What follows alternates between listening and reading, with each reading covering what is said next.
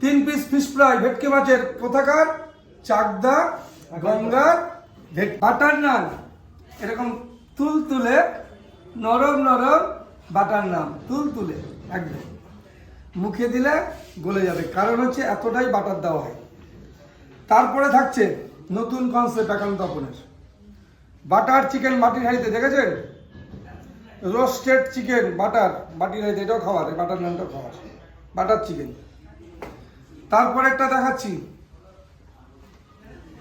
এটা কি বলুন তো, কি নিয়ে এসছি, মিক্স ফ্রাইড রাইস, যার চিংড়ি এত বড় বড়।